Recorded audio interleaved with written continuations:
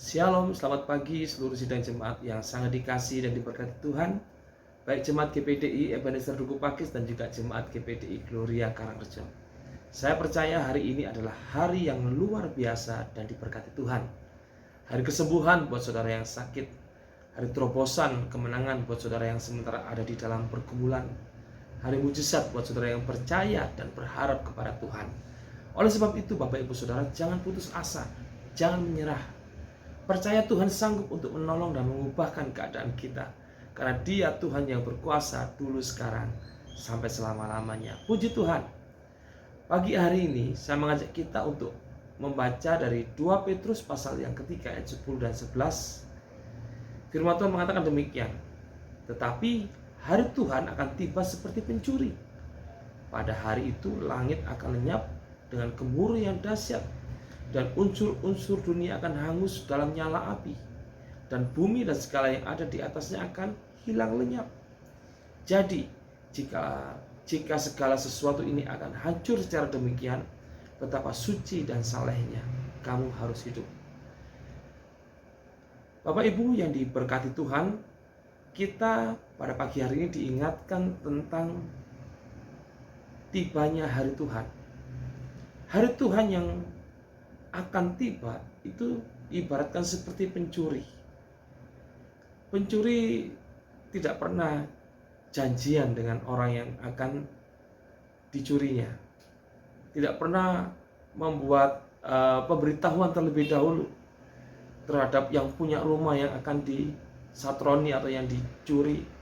Tidak pernah akan memberikan peringatan kepada yang punya barang tertentu.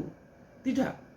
Pencuri datang atau melakukan aksinya ketika kita lengah, ketika kita tidak menyadarinya, ketika kita pikir baik-baik saja, seperti biasa akan berlangsung kegiatan yang kita lakukan. Nah, itulah pencuri. Firman Tuhan memberitahu kepada kita bahwa hari Tuhan datang seperti pencuri. Tentu saja Tuhan tidak akan membuat perjanjian dengan kita terlebih dahulu. Nanti aku datang. Tidak, saudara. Tentu saja Tuhan akan datang tiba-tiba, dan sebagai gereja Tuhan, kita sudah diperingatkan. Kita sudah dinasehati tentang hal ini. Oleh sebab itu, apa yang harus kita lakukan? Kita harus berjaga-jaga. Itu yang firman Tuhan ajarkan. Kalau pencuri datang mencuri di rumah seseorang, mungkin yang hilang satu atau dua barang mungkin, atau beberapa. Kalau dia berkelompok, saudara, atau bisa kita kenal dengan perampok. Nah, kalau Tuhan datang, firman Tuhan memberitahu kepada kita bahwa hari itu langit akan lenyap dengan gemuruh yang dahsyat. Unsur-unsur dunia akan hangus dalam nyala api. Nah, ini memberitahu kepada kita bahwa semua yang ada di dalam dunia ini adalah sementara, tidak kekal, akan hancur ketika Tuhan datang seperti pencuri. Tuhan datang tiba-tiba. Oleh sebab itu, pada pagi hari ini saya mengingatkan kepada saudara bahwa alangkah lebih baik kalau di dalam kehidupan yang kita jalani sekarang ini, orientasi kita bukan hanya masalah-masalah yang ada di dalam dunia ini. Fokus kita bukan hanya masalah-masalah yang bisa hancur, hangus, atau hilang, lenyap. Tetapi fokus kita adalah perkara-perkara yang bernilai kekal. Ketika kita melakukan sesuatu dan sesuatu itu memiliki nilai kekal, ketika Tuhan datang seperti pencuri, maka sesuatu itu akan tetap kita miliki di dalam kekekalan.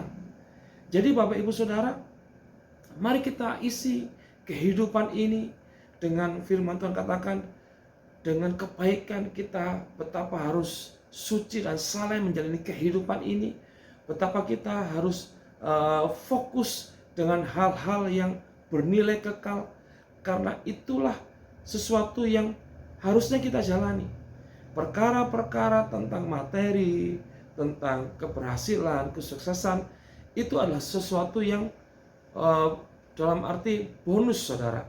Tuhan akan percayakan itu kepada kita, tetapi di dalam pikiran kita, di dalam hati kita, mari kita kerjakan sesuatu yang bernilai kekal. Ketika kita berorientasi atau fokus kepada sesuatu yang bernilai kekal, saya sangat percaya bahwa yang lainnya mengikuti. Berkat-berkat finansial, berkat jasmani, ya, promosi akan mengikuti. Karena apa? Kita hidup dengan cara yang benar. Kita hidup di dalam kesucian, kita hidup dalam kesalehan, di dalam kebenaran firman Tuhan. Ketika kita hidup dengan cara demikian, maka apapun yang kita kerjakan pasti akan dibuat berhasil oleh Tuhan. Berkat-berkat pasti otomatis akan datang dalam kehidupan kita. Terlebih lagi, kita juga mengumpulkan harta di surga untuk kekekalan setiap kita masing-masing ketika Tuhan datang ke dalam dunia ini untuk kedua kalinya. Kiranya renungan pada pagi hari ini boleh memberkati kita. Mari Bapak Ibu Saudara, kita fokus untuk sesuatu yang bernilai kekal. Kita tetap berjaga-jaga betapa kita harus suci dan saleh di dalam menjalani kehidupan ini, dalam arti kita harus benar-benar hidup di dalam kebenaran firman Tuhan. Tuhan Yesus memberkati. Mari sama-sama kita berdoa. Hamba-Mu berdoa, Tuhan memberkati seluruh jemaat Tuhan yang ada. Terima kasih sudah mengingatkan kepada kami betapa kami harus berjaga-jaga, Tuhan, hidup di dalam kebenaran-Mu, karena hari Tuhan tiba datang seperti pencuri. Tidak ada yang kami ketahui, tetapi dampaknya sangat menghancurkan, merugikan. Ya, itu sebabnya Tuhan, pada pagi hari ini Tuhan, hamba-Mu berdoa untuk seluruh jemaat Tuhan yang ada, ajarkan kami untuk selalu berjaga-jaga dan selalu hidup di dalam kebenaran firman-Mu. Biarlah berkat-Mu mengikuti seluruh jemaat Tuhan yang hidup dalam kebenaran-Mu, dan mereka boleh memuliakan Engkau atas setiap berkat yang mereka nikmati dan mereka peroleh hari ini. Dalam nama-Mu Tuhan Yesus Kristus, hamba-Mu berdoa. Haleluya. Amin. Selamat beraktivitas Bapak Ibu. Tuhan Yesus memberkati.